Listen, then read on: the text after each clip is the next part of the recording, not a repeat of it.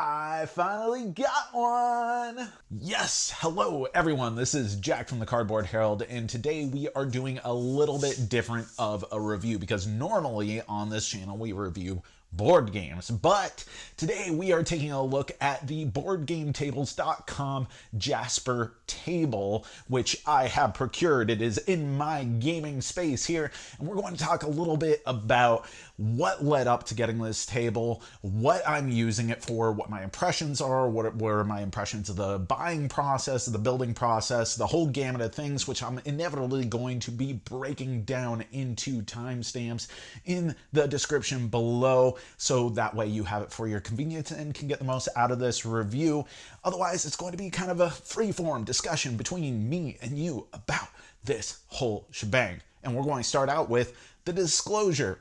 I have a relationship with BoardGameTables.com in that I am a reviewer. I review games. I've reviewed their games. I hope to review more games in the future. But this was not a review copy. This was paid for with cold, hard cash. Now, we do have a Patreon for this channel. We do run advertisements on this channel. And inevitably, some of that support goes into being able to procure more games I'd like to review that I don't get review copies for, as well as other things for this studio, and some of that funding went into purchasing this board game table, but we also use that for other things like going to conventions and paying for different studio equipment.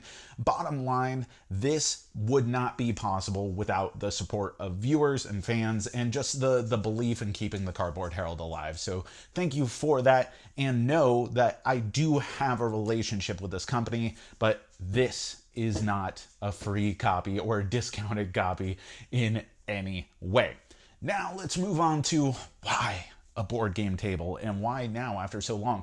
Because if you know my story, you know I've been playing board games since as long as I can remember. I started with playing Scotland Yard on my mom's lap against my older brother, and inevitably that rolled into me and my brother playing Hero Quest and Magic the Gathering, and I became a big tournament Legend of the Five Rings player. And eventually, when I moved to Juneau, Alaska, where I live presently, my wife and I got really into boxed board games, the Catans, the Carcassonnes, the Small Worlds, and eventually into everything else. And it's been 12 years since we really started diving into this as like our primary hobby. And throughout that time, board game tables, not just the company, but the concept, have come into more and more prominence and have become more and more tempting. But we haven't made the plunge up until now. So why did we? Well, first off, this whole Cardboard Herald thing, it started as a hobby, as something that I could do as like a creative thing. It really isn't a side job. I look at the support that I get from the channel as funding in order to continue to pay to keep the channel alive and stay creative, and hopefully to provide you with some insightful and thoughtful and earnest and enthusiastic content by way of reviews and interviews. But it's never meant to blow up into something that would become my job. But hitting the milestone of 5 years doing this whole thing felt like it was time to up the game a little bit and to codify this as the primary hobby with which my wife and I spend a lot of time. We got other hobbies. We do other things together. But almost half, if not more, days of the week, we are playing some sort of board game on this table in this family.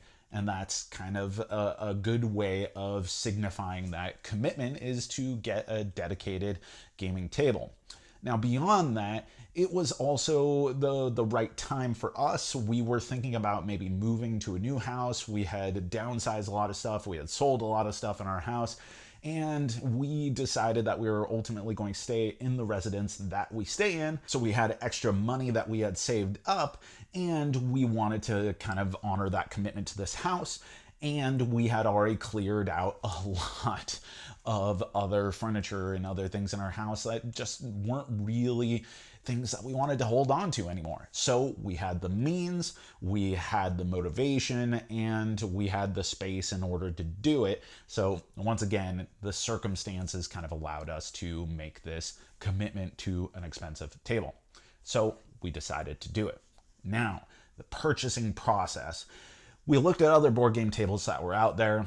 BoardGameTables.com had a reputation of delivering really good products that were reasonably affordable compared to the alternatives of custom handmade tables out there, especially with the Jasper table, which is like their entry-level table that is, I think, like a production line table. It is not individually handmade in the same way that all their other products were, but I had played at a couple in the past. They seemed really well made. They had a recent Kickstarter. I got the email saying that they had more in stock.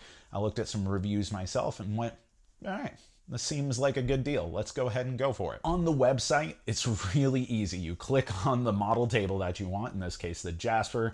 You can select 2 different colors. We went with the dark walnut color because it kind of matched the overall oeuvre, the aesthetic and color scheme of the room that this was going to go into. And importantly, it was also roughly the same color as the old dining set that we had in this room, so we could keep the chairs and not have to purchase new chairs to go along with it. And then you can select add-ons. The table itself is just the recessed surface and the playmat that you can play on. No chairs, no topper, no additional cup holders or anything.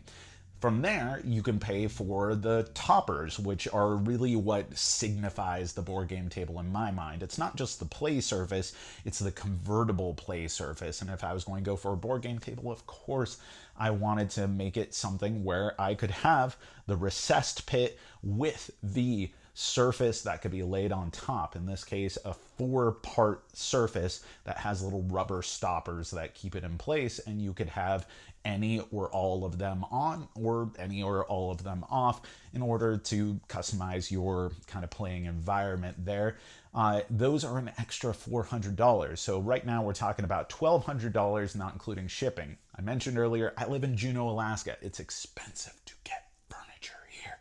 It is not easy to get furniture to Juneau, Alaska, because there are no roads that lead in or out of our community, in spite of it being the capital of our state.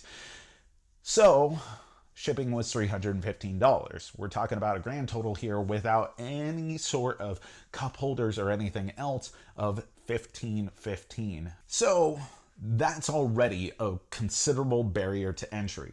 This is very nice quality stuff, as I'll talk about in a little bit. And so the price itself, while more expensive than a typical dining set, for the quality of solid hard wood that you're getting and the finish and the craftsmanship that's involved in it, it's not substantially more expensive than what you'd normally anticipate paying for. Furniture, especially well-made furniture, is not cheap. Now, continuing the process, you can just add on, remove anything.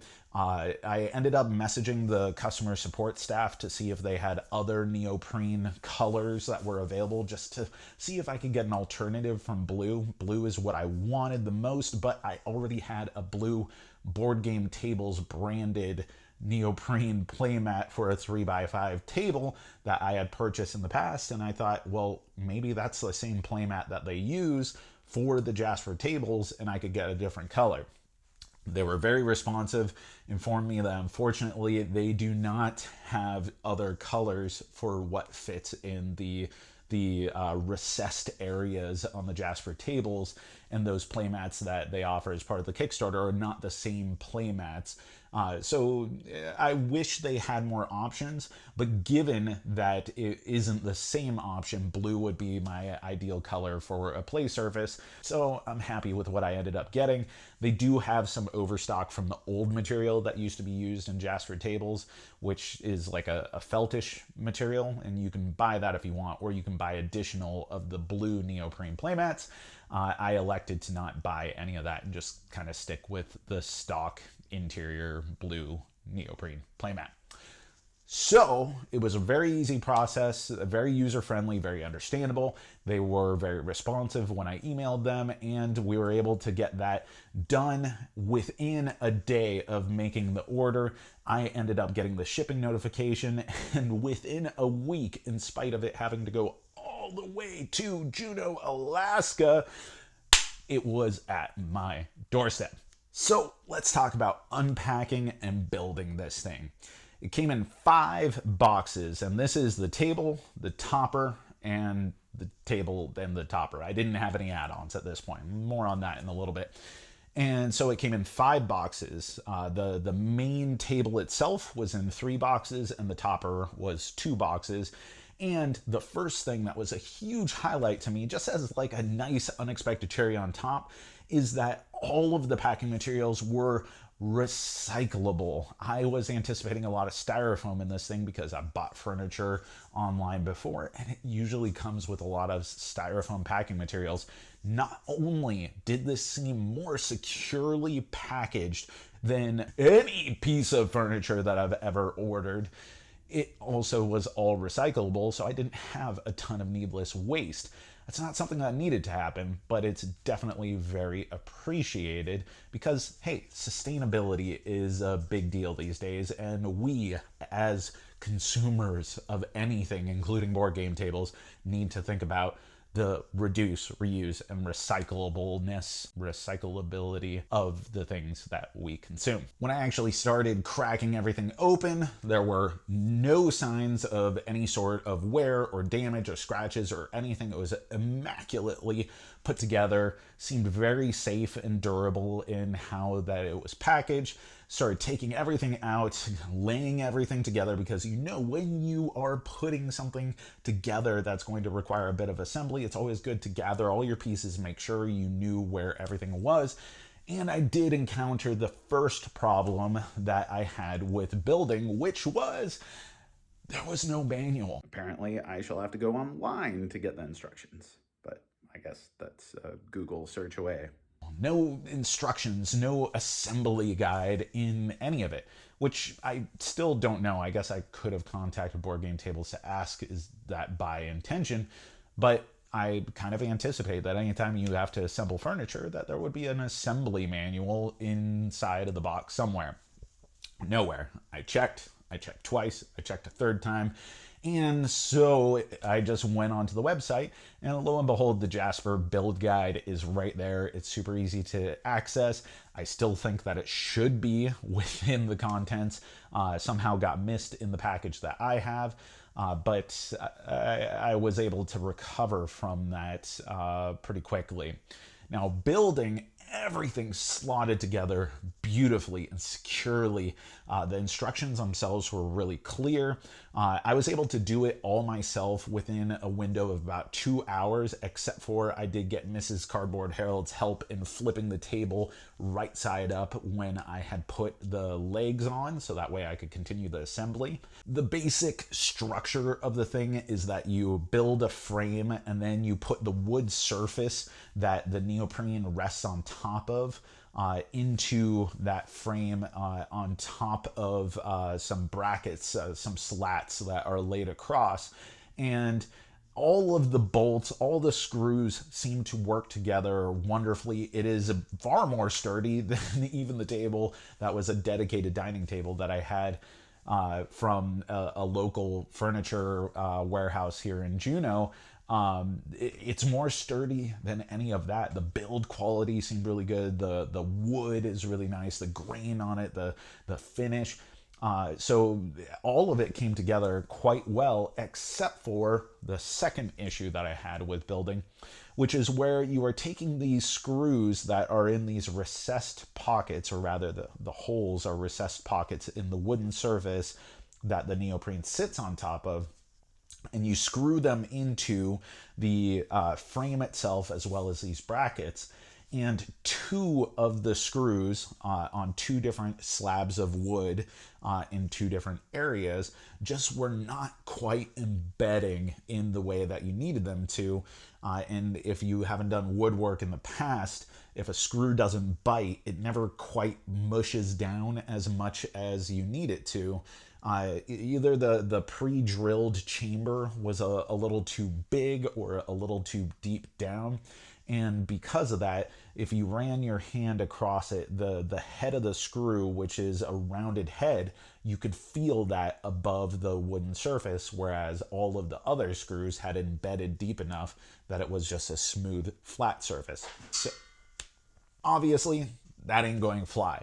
So I could have contacted them. I could have said, hey, you need to send me a new bracket for us to embed this into, or, send additional materials. But I fortunately do a decent amount of handiwork around the house. I had some screws that were just a little bit longer, just a little bit wider in the actual screw part, so that I could replace them without having any sort of exterior screw pokage out underneath. And they worked like a charm. They bit down, they went within the recessed pockets, and we were golden. So those were the only two issues that I ran into with building. I didn't have the assembly guides, and 2 of the screws out of 18 screws to take the play surface and mount it to the actual frame of the table weren't quite as deep as I needed them to be. I don't consider that big of a deal, but it would have been nice if it were completely seamless. So after that, you get tucking in all of the neoprene play mat, so that way it fits under the lip perfectly. It's nice and flat and secure. It doesn't move around at all. It's starting to come together. You get to your toppers. You screw in the little rubber caps that end up being the mounts that keep it in place and secure unless you lift upwards. Which makes it so that it feels like a really solid surface when all the toppers are on, but they come out very easily. Everything was done in such a way that it was sensible and intuitive with which you put it together, and really was just a step-by-step process that I'd have no problem telling someone who has never built anything more complicated than like some assembly furniture that they bought from a big box store, that you'd be able to put this together yourself, no prob. So it's done. We're there. We got everything. The table toppers go on beautifully. They take off beautifully. And then we get to playing. And I wanted to make sure that the night that we got this, that we're actually playing on it. So 3 games were played, and all 3 worked wonders. First off, did some Marvel Champions solo, because I prefer playing solo in Marvel Champions. Worked awesome. I was able to take the cards off of the neoprene surface with no problems, and I don't even sleeve my cards, so that worked awesome. Then there was some Architects of the West Kingdom, because Architects of the West Kingdom is awesome, and it was a game that we were going to play for some review. It popped, it looked brilliant on the table, and my wife and I, as kind of like a ritual in playing games, we drink a lot of coffee. And I realized that leaving one of the table toppers on gives plenty of space for 2 people to play, and an excellent surface for coastered coffee cups. And that worked beautifully, and that's kind of the default mode of the table right now. You might say, well, Jack, why didn't you just get the little cup holders? Which I could have, and I thought about doing, and in truth, ultimately I have done, but we primarily drink coffee at the board game table, at any game table, and coffee mugs aren't really designed to fit with the cup holders that can be procured for the table. But then I realized, wait a second, just because the recessed area is larger, that doesn't mean that I can't put like some cork or something within the cup holders in order to lift it up, and the cup would fit perfectly on top of that. So I realized that there were some solutions that could be done. So I have those coming, and I'll do like a little addendum review. Bottom line, I left the topper on. Architects of the West Kingdom played beautifully, looked awesome. The recessed area and playing at that slight angle is probably the biggest game changer to me. Like, it just feels good to have your elbows on the table and reach inward. It gives a little bit of depth and verticality. It's an ergonomic thing. I really like the function of playing in a recessed area. So the aspect of playing a game just felt elevated to me. And then, of course, because it's board game tables, we had to play a board game tables game. And what better board game tables game for us to play than one of my favorite games of the year, being Kabuto Sumo. And we played some of that. It was glorious. It looked awesome. It looked vibrant. And we played the crap out of it and had a ton of fun adorning our first night with the game table.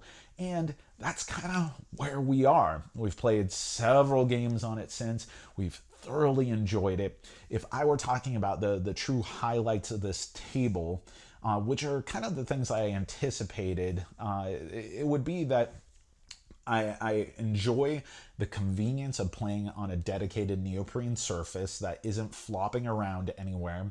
I like the visual presentation of board games in the recessed area. I like the ergonomic aspect of it. And I like the ability to have a board game surface that can be topped with another surface in case you want to leave the game up, or you want to use this as a dining table, which we will inevitably use this area for Christmas and Thanksgiving or other holidays or birthdays where we have a lot of people joining us. Or if you just want to protect your dedicated playing surface by having something a little bit more firm and hard on top, like some rapscallion cats that may be wandering about your house that you're not so sure about their interest in neoprene, so you want to leave the dedicated surface up. Fortunately, Ty and Crash are both pretty cool about neoprene and have yet to scratch any neoprene that I've ever had up in this house, so I don't think I have too much to worry about there, but maybe you do. Is this something you should get? Well, I'm never going to tell you need this to play board games. You don't need this to be a gamer. I am one of the most dedicated board gamers that I know, and I went for absolutely years without getting a board game table, even though I had the means and motivation to do so. It wasn't a necessity. It's an opulence. It's a luxury. I am very glad that I have it. I'm excited to play on it, and I'm just giddy and thrilled with the ultimate result. It looks good. It feels good. I love, as someone who has worked with a lot of wood, and my wife, Mrs. Cardboard Herald, she has worked with even more wood. Her dad's a carpenter, and woodworking is one of her hobbies. And she is thoroughly impressed with the quality of this table as well. So the payoff, the value proposition is worth it for me. And I think it would be worth it for you if these are all things that resonate with you. I don't think you need it. You don't need it to prove that you're a gamer. And there are going to be other options out there. But as far as the basic model board game table that one of the biggest table making companies out there have made, it's much more affordable. It looks great. It's a reasonable amount of space. I play a ton of big games, and I don't need like an enormous 5x8 table or something. 3x5 as a play surface works perfectly for me. It's just a little bit bigger than the pre-existing 3x5 dinner table that I had in here in the past. And it all works really well. It's a work of art from a function and form perspective. And all of that makes it worth it for me. If that matters to you, then it's probably worth it to you as well. Now, I haven't had it that long. I've only had it for about a week and a half as of filming this. So I'm going to say that in about a year, I'm going to make a video that says my board game table after a year. How do I think about it? Has it changed how I play games, how I consume games? Am I still as thrilled about it at that time? Has anywhere come into it? And I'll let you know at that time if there's any regrets or any new values to it that I didn't initially recognize, and we'll talk about it then.